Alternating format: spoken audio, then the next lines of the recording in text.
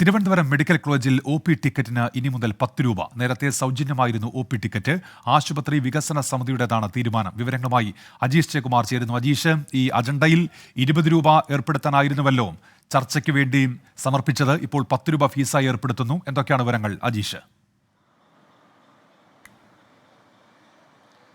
ഉന്മേഷ, കഴിഞ്ഞ ദിവസമാണ് ഈ ആശുപത്രി വികസന സമിതിയുടെ അജണ്ട പുറത്തു വന്നത്. അതിൽ ഈ ഒ.പി. ടിക്കറ്റിന് 20 രൂപ ആക്കുമെന്നായിരുന്നു ആലോചിച്ചിരുന്നത്. ഇന്ന് വൈകിട്ടാണ് തിരുവനന്തപുരം മെഡിക്കൽ കോളേജ് സൂപ്രണ്ടിൻ്റെ ഓഫീസിൽ ഈ ആശുപത്രി വികസന സമിതിയുടെ യോഗം ചേർന്നത്. ജില്ലാ കളക്ടറുടെ അധ്യക്ഷതയിലാണ് ആ യോഗം ചേർന്നത്. ജനപ്രതിനിധികൾ അടക്കമുള്ളവർ പങ്കെടുത്തിരുന്നു. ഇതിലാണ് ഇപ്പോൾ ആശുപത്രിയുടെ ഒ.പി. ടിക്കറ്റിന് 10 രൂപയാക്കാൻ തീരുമാനിച്ചിട്ടുള്ളത്. ഇനി മുതൽ മെഡിക്കൽ കോളേജിന് ഒ.പി. ടിക്കറ്റിന് 10 രൂപ നൽകണം.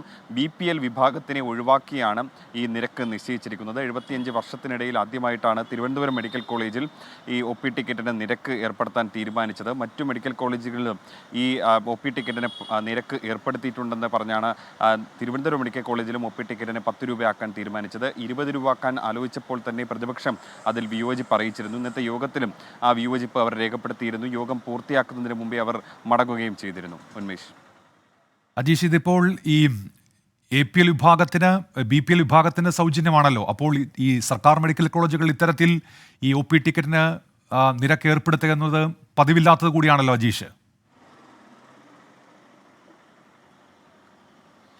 ഉന്മേഷ്, സാധാരണ ഈ മെഡിക്കൽ കോളേജിലെ വികസനവുമായി ബന്ധപ്പെട്ട കാര്യങ്ങളൊക്കെ ചർച്ച ചെയ്യുന്നത് ആശുപത്രി വികസന സമിതിയാണ്.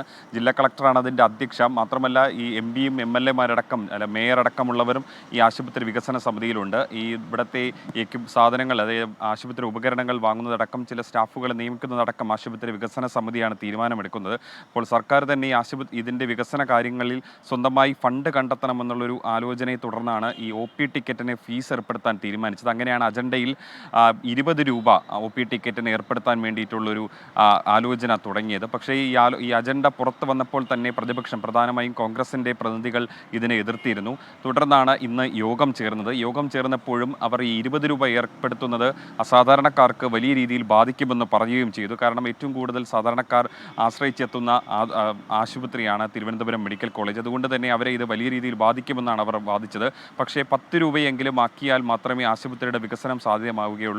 കാരണം ഈ അജണ്ടയിൽ മറ്റു പ്രധാനപ്പെട്ട ഒരുപാട് കാര്യങ്ങൾ കൂടി പറയുന്നുണ്ട്. ആശുപത്രിയുടെ തുടർ വികസനം, ഈ ചില എക്യുപ്മെൻറ്റ്സ് വാങ്ങുന്നതടക്കമുള്ള കാര്യങ്ങൾ പറയുന്നതിന് അതിന് ആശുപത്രി തനതായി ഫണ്ട് കണ്ടെത്തണം. അപ്പോൾ ഈ ഒ.പി. ടിക്കറ്റിൽ നിന്ന് കിട്ടുന്ന വരുമാനം അക്കാര്യങ്ങളിൽ ഉപയോഗിക്കണം എന്നാണ് ആശുപത്രി വികസന സമിതിയുടെ തീരുമാനം. അതുകൊണ്ടാണ് ഇപ്പോൾ 10 രൂപയാക്കി ഉയർത്താൻ തീരുമാനിച്ചത്. അജീഷ് ജയകുമാർ, തിരുവനന്തപുരത്ത്.